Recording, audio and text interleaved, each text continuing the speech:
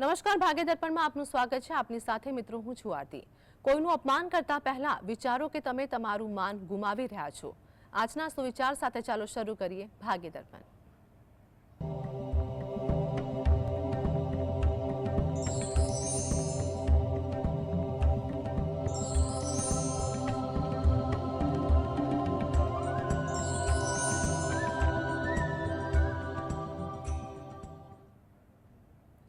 તો ભાગ્ય દર્પણમાં આપના પ્રશ્નોના નિરાકરણ અને રાશિફળ વિશે માહિતી અને માર્ગદર્શન આપવા માટે આપણી સાથે જોડાયા છે જ્યોતિષ આચાર્ય અને વાસ્તુશાસ્ત્રી હર્ષિતભાઈ પાઠક.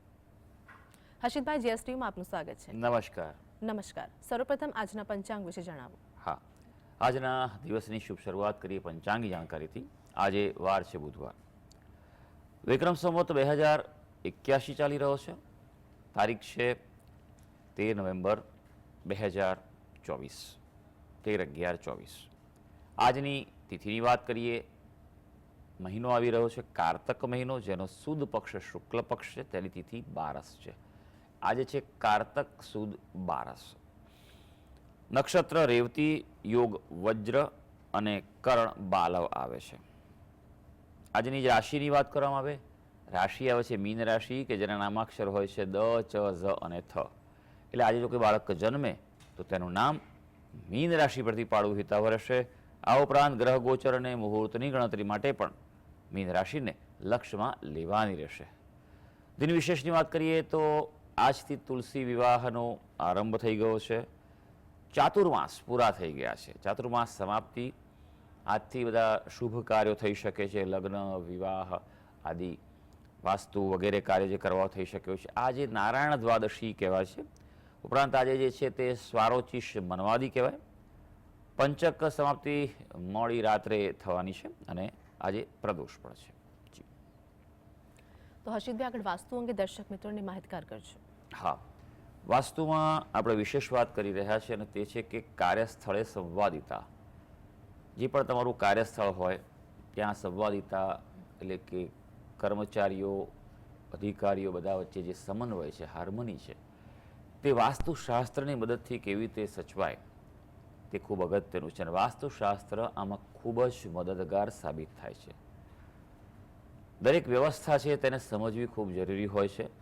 કારણ કે ઓફિસ હોય, કોઈ મોટું કોમ્પ્લેક્સ હોય, કોઈ સંસ્થા હોય, ઇન્સ્ટિટ્યૂટ હોય, કોર્પોરેટ કંપની હોય, આ બધી જગ્યાએ કર્મચારીઓની સંખ્યા કેટલી છે, કયા કયા કર્મચારીઓ કયા કયા ડિપાર્ટમેન્ટમાં છે, કેટલા અધિકારીઓ છે, શું શું દરેકના કાર્ય રોલ છે, એ અગત્યનું જાણવું જરૂરી છે.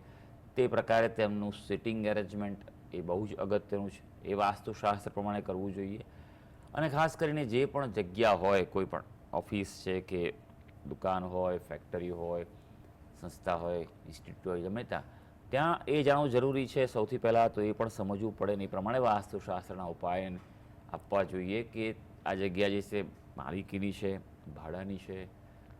ખાસ કરીને જે તે જગ્યા છે વ્યવસાયિક દ્રષ્ટિએ અહીંયાનો ઇતિહાસ જોવો પણ જરૂરી હોય છે કે આ જગ્યાએ પહેલાં જે કંપની હતી, જે કાર્ય થતું હતું એ કેવું હતું, એના જે માલિકો હતા અથવા તો જે પણ જવાબદાર વ્યક્તિઓ હતા, વહીવટ ચલાવનાર, એ લોકો કેવા હતા, એમનું શું થયું, આ જગ્યાએ વહીવટ ચાલતો હતો, કાર્યસ્થળ કાર્ય કેવું પરફોર્મન્સ હતું, એ લોકો પછી અહીંયાથી ક્યાં ગયા, એમને હવે જ કેવું ચાલે છે, આ બધો જો ઇતિહાસ જાણીને પછી એ જગ્યા સમજીને જો લેવામાં આવે, કારણ કે લેવું કોઈ પણ કાર્યસ્થળ એ સૌથી અગત્યનું છે. એટલે હંમેશા હું ઘણીવાર કહું છું, ઘણા બધાને એવું છે કે સાહેબ હવે સમય થઈ ગયો છે, લઈ લેવું પડે એવું છે જગ્યા, ઓફિસ, ફેક્ટરી, પણ ઉતાવળ ન કરવી જોઈએ. કારણ કે ઉતાવળ કરવાથી ક્યાંક જો ભૂલ થાય અને વાસ્તુશાસ્ત્ર પ્રમાણે તમારું કાર્યસ્થળ ન લેવાય તો પછી ગંભીર પ્રશ્નો ઊભા થતા હોય છે.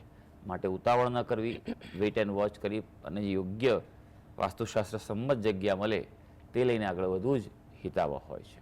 જી, આપણી સાથે દર્શક મિત્રો દશરથભાઈ જોડાઈ ગયા છે, જેમની માટે પ્રશ્ન છે. તેમની જન્મ તારીખ જણાવો. તારીખ છે 26/6/2001. ફરીવાર જણાવો. 26/20/2001. જન્મ સમય શું છે? જન્મ સમય છે 1:40 બપોરે. જન્મ સ્થળ જણાવો. અમદાવાદ. પ્રશ્ન જણાવો આપનો. પ્રશ્ન એને ગવર્મેન્ટ જોબ માટે પૂછવું છે. એ બીમારી છે, તૈયારી કરે ગવર્મેન્ટ જોબની. હે જી અમદાવાદ. જી હા જી જી, આપણો પ્રશ્નનો ખ્યાલ આવે છે આપને કે જેના માટે પ્રશ્ન છે તેને ગવર્મેન્ટ જોબ માટેનો કેવા યોગો છે અને કુંડળી શું કહી રહી છે. સૌથી પહેલાં આપણે કુંડળી પર નજર નાખીશું તો કન્યા લગ્નની કુંડળી આવે છે. રાશિની વાત કરીશું તો વૃષભ રાશિ આવી રહી છે. ભાગ્યસ્થાનમાં શનિ ચંદ્રનો વિષય યોગ છે અને ભાગ્યમાં શનિ હોવાને કારણે જિંદગીમાં સફળતા વિલંબથી મળે, વધુ મહેનતે મળે, થોડી રાહ જોવી પડે. એટલે આ વાતનું આવા વ્યક્તિએ વિશેષ ધ્યાન રાખવું જોઈએ જીવનમાં જે પણ કાર્ય કરતા હોય. હવે આપણો જે પ્રશ્ન છે તેના પર આવીશું કે ગવર્મેન્ટ જોબ માટે કેવા ચાન્સીસ છે. એના માટે કર્મસ્થાન અને નોકરી સ્થાન આ બંને અગત્યનું છે. કર્મસ્થાનનો અધિપતિ બુધ થયેલો જે વક્રી થયેલો છે એટલે ક્યાંક નિર્ણય ક્ષમતા પર અસર કરી રહ્યો છે. અને સૌથી અગત્યનો સૂર્ય મહારાજ છે તે ત્યાં 10મા સ્થાનમાં જ છે, પણ રાહુ સાથે હોવાથી પ્રબળ ગ્રહણ દોષ બનાવે છે અને ગુરુ સાથે હોવાથી ચંડાળ દોષ બનાવે છે. એટલે આ દ્વિદોષ છે તે અવરોધરૂપ બની શકે. બાકી શક્યતા સારી છે. કર્મસ્થાનમાં સૂર્ય હોવાના વ્યક્તિઓ ઘણીવાર ગવર્મેન્ટમાં સારી પોઝિશનમાં જોવા મળે છે, પણ વિશેષ પદ્ધતિ વિન્યાસ સંકલ્પ પદ્ધતિથી ગ્રહણ દોષ અને ચાંડાળ દોષનું આપ નિવારણ કરાવો એ આપના માટે જરૂરી છે.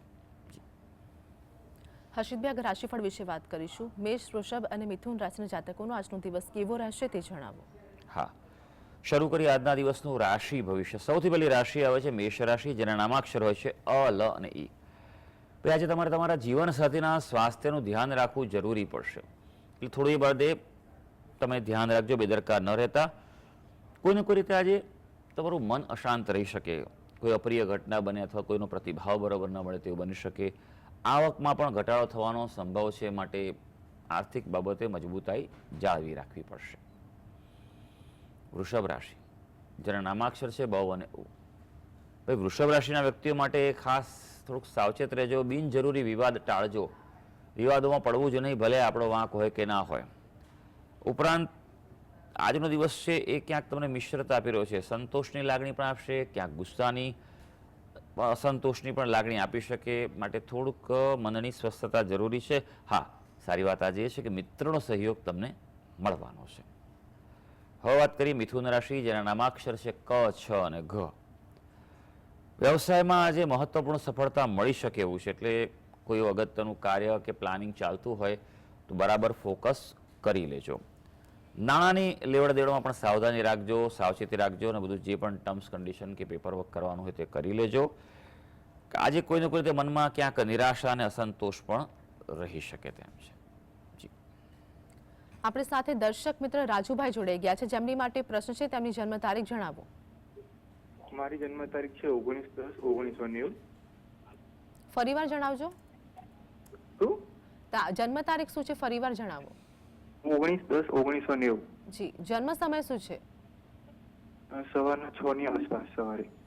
જન્મ સ્થળ જણાવો. ચકલાસી, ગુજરાતની અંદર, ચકલાસી નડિયાદની બાજુ.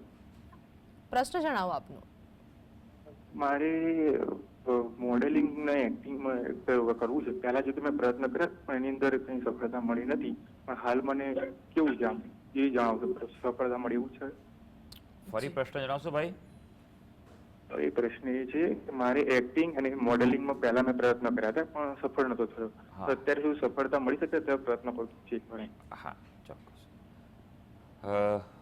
આપણે જે પ્રશ્ન છે તેના અનુકૂળ કુંડળીમાં શું પ્રતિભાવ મળી રહ્યા છે, યોગોની સ્થિતિ છે, ગુરુ ગ્રહોની સ્થિતિ જોઈ લઈએ તો કન્યા લગ્નની કુંડળી આવે છે. લગ્નમાં જે શુક્ર અને બુધ છે, શુક્રની સ્થિતિ બતાવે છે કે તમને કલાના ક્ષેત્રોમાં, શુક્રના ક્ષેત્રોમાં રસ રહેશે, તમને આવડત પણ રહેશે. તમારામાં સૂઝ પણ સારી હોય, આવડત સારી હોય. પણ અહીંયા સૌથી અગત્યની વાત એ છે કે શુક્ર આ બધી વસ્તુઓનો જે કારક છે, તમે એક્ટિંગ કહો છો, મોડેલિંગ કહો છો, જે પણ, શુક્ર મહારાજ અહીંયા લગ્નમાં નીચના થાય છે. કન્યા રાશિમાં શુક્ર મહારાજ નીચના થતા હોય છે, તેના કારણે તેનું બળ ઘટી જાય છે.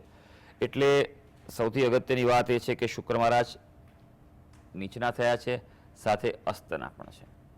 એટલે તમે જે પ્રયત્ન કર્યો અને નિષ્ફળતા ગઈ એ સાચી વાત છે, કારણ કે તમારે જરૂરી બળ ગ્રહોનું જે છે તેમાં શુક્ર મહારાજ, બીજું કે લાભ સ્થાનમાં ઉચ્ચનો ગુરુ છે પણ કેતુ સાથે હોવાથી ચાંડાળ દોષ બનાવે છે, લાભમાં ઉતાર ચઢાવ આવ્યા કરે, તમારી જગ્યાએ બીજા કોઈને લાભ મળી જાય, ક્યારેક તક તમારા હાથમાંથી સરી જાય, કોઈ વાર ખોટો નિર્ણય લેવાઈ જાય, આવું બનતું હોય છે.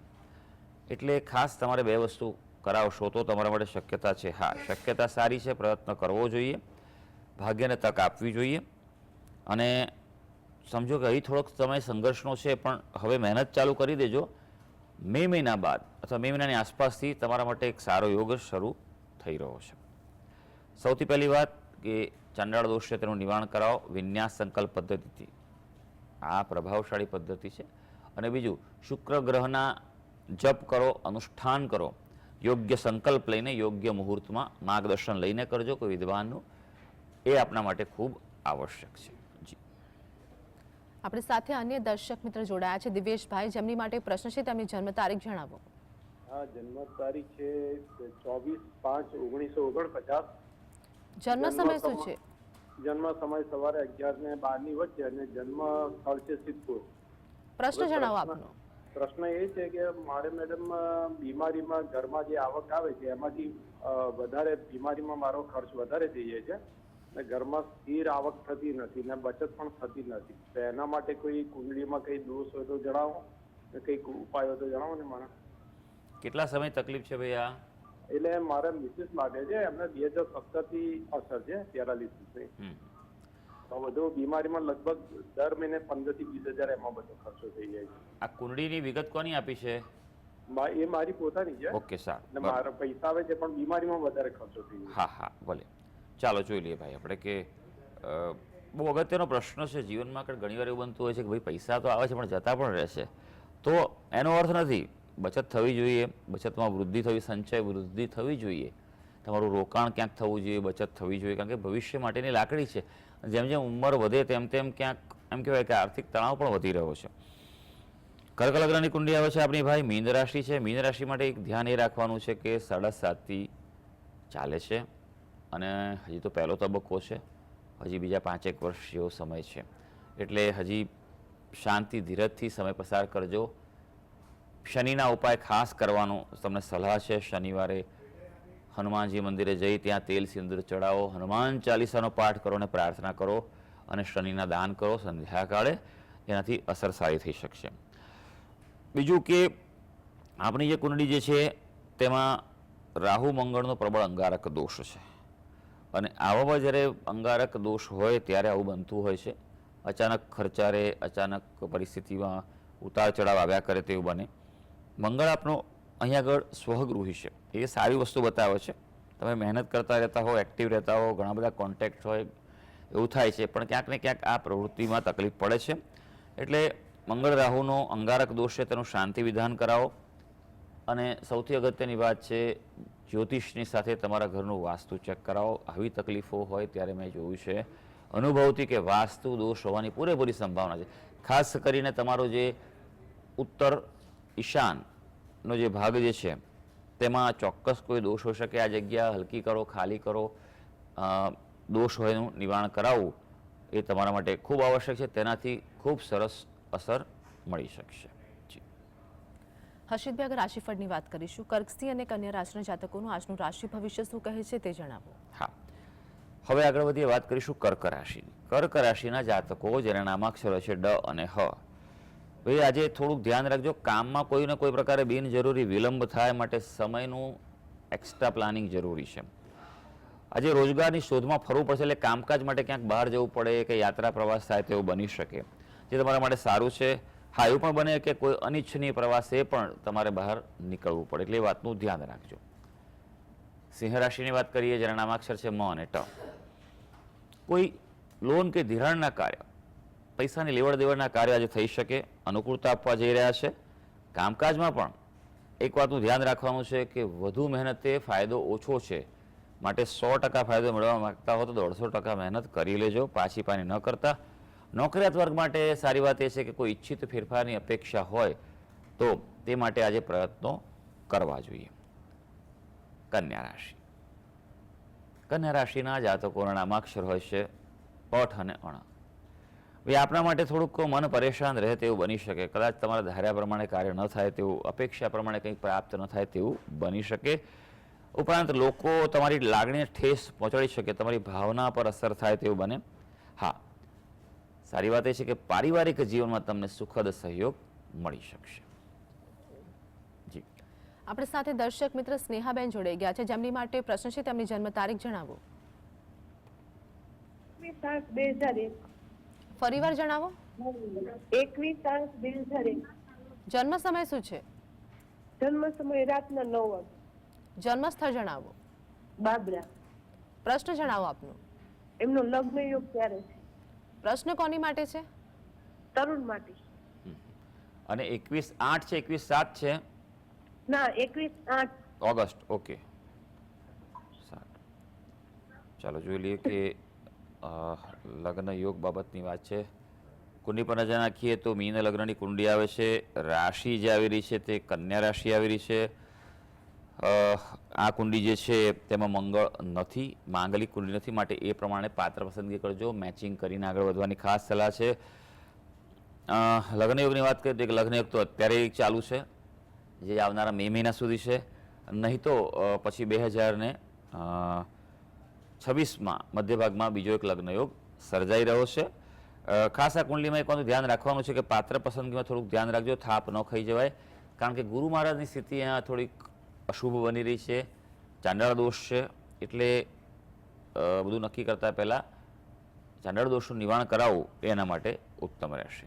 જી, તો હર્ષિતભાઈ, આગળ રાશિ ભવિષ્ય વિશે વાત કરીશું. તુલા, વૃશ્ચિક અને ધન રાશિના જાતકોનો આજનો દિવસ કેવો રહેશે તે જણાવો. હા, તુલા રાશિની વાત કરીશું, જેના નામાક્ષરો છે ર અને ત. આજે થોડી ભવિષ્યની ચિંતા રહે તેવું બની શકે કે ભાઈ પ્લાનિંગ માટે કે કંઈક શું થશે, શું કરવું છે, એના માટે તમે પ્રવૃત્ત રહેશો. પણ તેમ છતાં પણ આજનો દિવસે તમને ગ્રહો માનસિક સંતોષ અને પ્રસન્નતા આપવા જઈ રહ્યા છે. ઉપરાંત સંતાનો બાબતે પણ ખુશી થાય તેવું બની શકે, સંતાનોની આજે પ્રગતિ થાય તેવું પણ બની શકે. હવે વૃશ્ચિક રાશિ, જેના નામાક્ષર છે ન અને ય. પરિવારમાં કોઈ ધાર્મિક કાર્ય થઈ શકે, માંગલિક પ્રસંગનું આયોજન કે પ્લાનિંગ થઈ શકે તેવું બને. પણ આજે એક વાતનું ધ્યાન રાખજો કે અગત્યના નિર્ણય લેવા હોય તો કોઈની સલાહ લેજો, એકલા નિર્ણય ન લેતા. કારણ કે આજે એવું બને કે આત્મવિશ્વાસનો થોડો અભાવનો અનુભવ થાય. કદાચ પ્રવાસ યાત્રાએ પણ જવાનું થઈ શકે. હવે ધનુ રાશિ, જેના નામાક્ષર છે ભ, ધ, ફ અને ઢ. આપણા માટે આવકનો નવો સ્ત્રોત ઊભો થાય તેવું બને, એટલે તેના માટે તમે તૈયાર રહેજો. તમને કલામાં, સંગીતમાં પણ આજે રસ વધે અથવા તે પ્રવૃત્તિમાં જોડાવ તેવું બની શકે. હા, આજે સ્વભાવમાં કંઈક ચીડિયાપણું થાય એવું બની શકે. જી, હર્ષિતભાઈ, આગળ અંતિમ 3 રાશિ મકર, કુંભ અને મીન વિશે જણાવો. હા, મકર રાશિની વાત કરીશું, જેના નામાક્ષરો છે ખ અને જ. ભાઈ, મકર રાશિના વ્યક્તિ માટે વાત કરીએ તો તમારી લાગણીને નિયંત્રણમાં રાખવી પડશે. થોડુંક કંટ્રોલથી કામ કરજો. એમ કહેવાય ને, દિલથી નહીં પણ આજે દિમાગથી કામ કરજો. કૌટુંબિક જવાબદારી તમારી વધી શકે તેવું બને. હા, સારી વાત આજે એ છે કે કોઈ અટકેલા નાણાં પાછા મળે, એટલે એવું કંઈ અટકેલા નાણાં જો પાછા મેળવવાનો પ્રયત્ન આજે કરશો તો તેની શક્યતા પોઝિટિવ બની શકે. કુંભ રાશિ, જેના નામાક્ષર છે ગ, સ, શ અને શ. આજે શૈક્ષણિક કાર્યમાં રુચિ વધી શકે, એટલે કંઈક શીખવું હોય, નવો અભ્યાસ કરવો હોય, સ્કિલ અપગ્રેડ કરવી હોય, દિવસ સારો છે. આજે બિનઆયોજિત ખર્ચ વધશે, એટલે અચાનક કોઈ ખર્ચા તમારે પ્લાન ન કરી હોય તેવા આવી શકવાની સંભાવના છે. ઓવરઓલ તમારા કાર્યક્ષેત્રે પ્રગતિ થવાની પણ સંભાવનાઓ છે. હવે મીન રાશિ, જેના નામાક્ષર છે દ, ચ, ઝ અને થ. તમારી વાતચીતમાં ધીરજ રાખજો, એટલે કોમ્યુનિકેશન પર ધ્યાન રાખજો. શાંતિથી, ધીરજથી, સંયમથી તમારી રજૂઆતો કરજો. આજે પિતા સાથે કોઈ પ્રકારે વૈચારિક મતભેદો થઈ શકે એવું છે, એટલે એ બાબતે પહેલેથી સમજી વિચારીને આગળ વધજો. અને આરોગ્યનું પણ થોડું ધ્યાન રાખજો, સિઝનલ અસર ના થાય તે વાતમાં સંભાળવું પડશે. તો સર્વે દર્શક મિત્રોનો આજનો દિવસ શુભ અને મંગળકારી જાય તેવી ઈશ્વરને અભ્યર્થના. હર્ષિતભાઈ, જીએસટીવી સાથે જોડાવા બદલ દર્શક મિત્રોને માહિતી અને માર્ગદર્શન આપવા બદલ આપનો આભાર. નમસ્કાર. તો ભાગ્ય દર્પણમાં હાલ બસ આટલું જ. ફરી મળીશું, ત્યાં સુધી આપ જોતા રહો જીએસટીવી.